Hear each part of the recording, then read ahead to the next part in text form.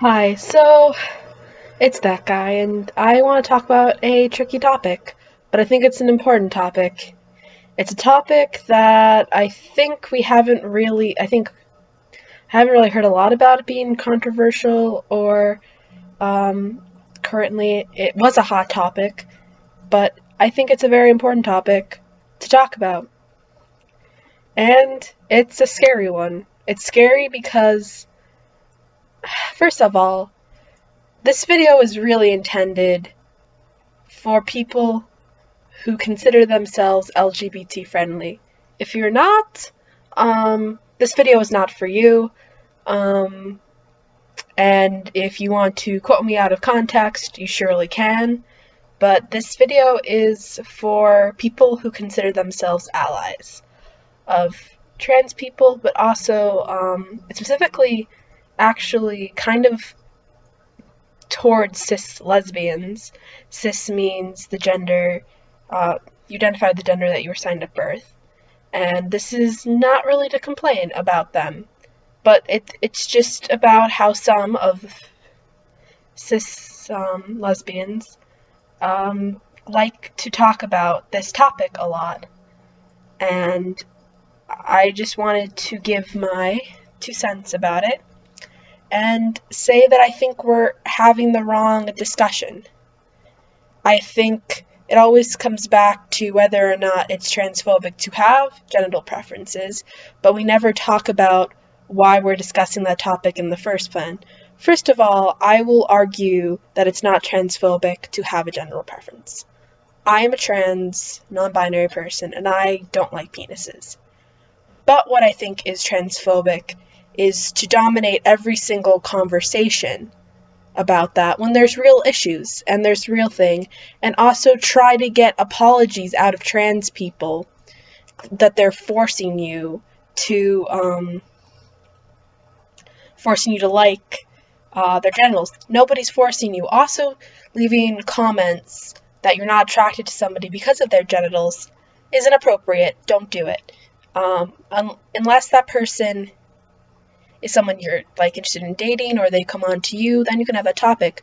But I think that this topic is really damaging. If you consider yourself an ally to trans people, you shouldn't talk about genital preferences at all. I don't think you should. Unless you're talking about you shouldn't be talking about them. And also, I'm gonna say one thing. I'm not really a big penis fan, but I still date a trans woman. I date a trans woman for multiple reasons. I date a trans woman because not every single relationship has to do with sex. Also, I date a trans woman because she might not even have a penis. I would date a trans woman because making an assumption that I know what her genitals are based off of the fact she's trans is very transphobic and is a trap I see a lot. I also think that it's also kind of heteronormative to think that sex has to be a certain way, and I think if I were to date a trans woman, it would be in between both of us, but I don't think that there would need to be a penis involved at all if she had one. And the reason I'm saying this out loud is not to make anyone uncomfortable, and I'm not assuming anything about anyone's genitals at all, but just to say that there's ways around it if you're attracted to somebody. And I think that this conversation is derailing the actual conversation, which is, why are cis people so obsessed with trans people's genitals? That is the real conversation. It's not a personal preference. Personally, I don't care if you date a trans woman or not, or trans people. I don't care if you're attracted to me. I'm trans. I don't care.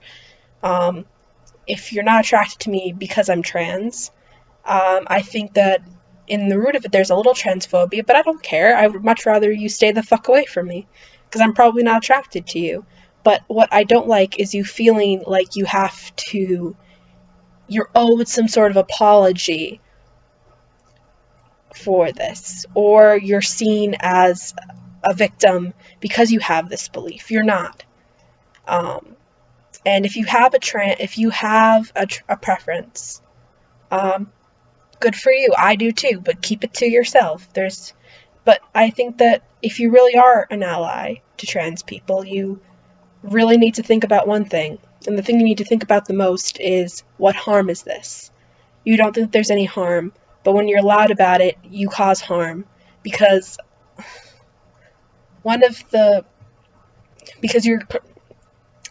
you're reducing people to their genitals.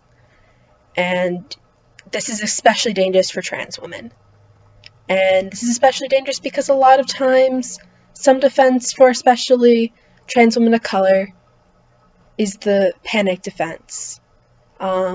Especially when people realize that their genitals are a certain way and it leads to violence.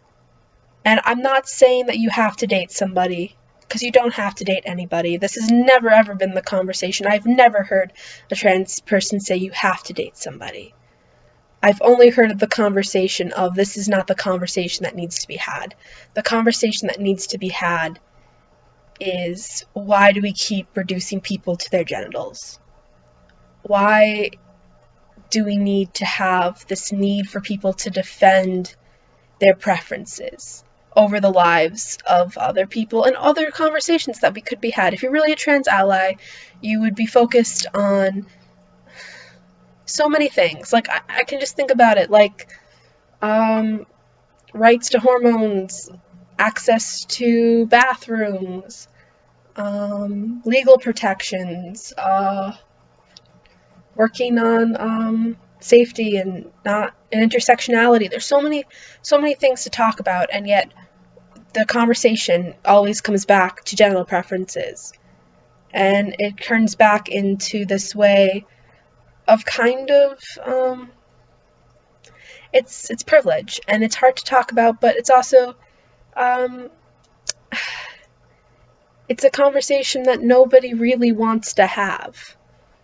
And it's a conversation where people get big, and when you have this conversation, you're basically letting people be transphobic.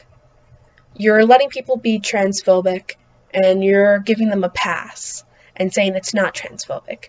And I'm not saying you generally having a preference is transphobic. Again, I have a preference.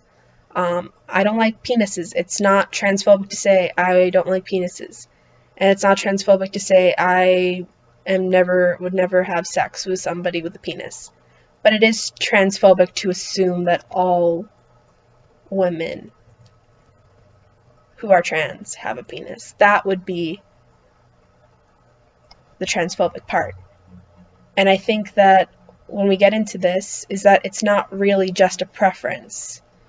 And when a lot of times trans people talk about desirability, and people then go on with the genital preference thing. But desirability has nothing to do with preferences. It has to do with how you're viewed, like how trans people are viewed in the greater. It's not just one person, it's in general. It's like throughout. And the problem is that a lot of reasons why people aren't attracted to trans people has nothing to do with genitals. It has everything to do with the messages and biases that they were ingrained with. It has much to do with societal conditioning than it has to do with personal preferences.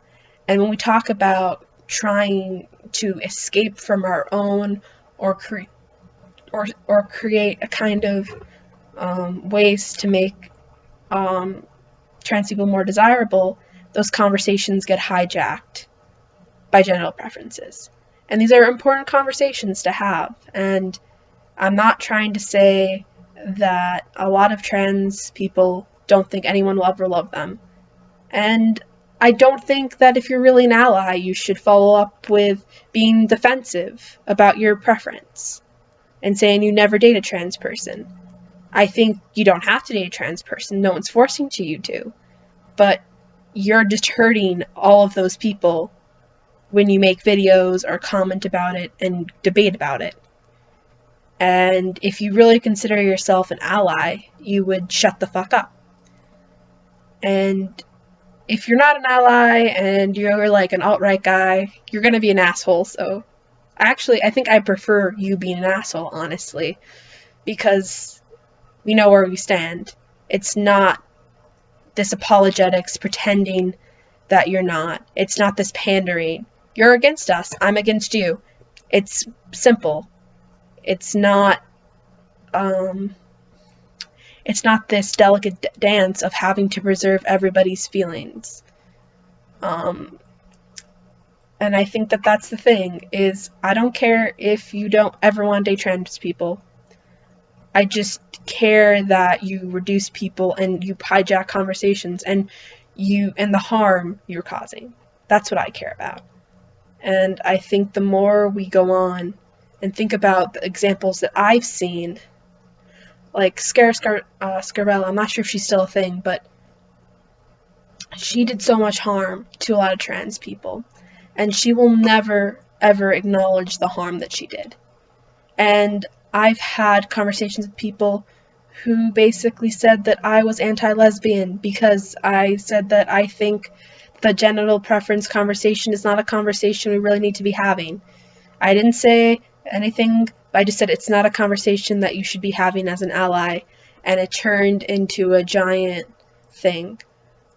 And I think we need to realize is that if you really do care about trans people, you wouldn't constantly be needing them to validate that you are an okay person. Because it's not about you. It's not. And if it's about you and your allyship is about you and looking cool, you're not an ally. If your allyship should really be about helping reduce the trans suicide rate, it should be about helping trans women of color, it should be about getting people access to hormones, it should be about limiting gatekeeping. There's so many things that you can advocate for as a cis person, as a cis lesbian or a gay guy, or a cis gay guy.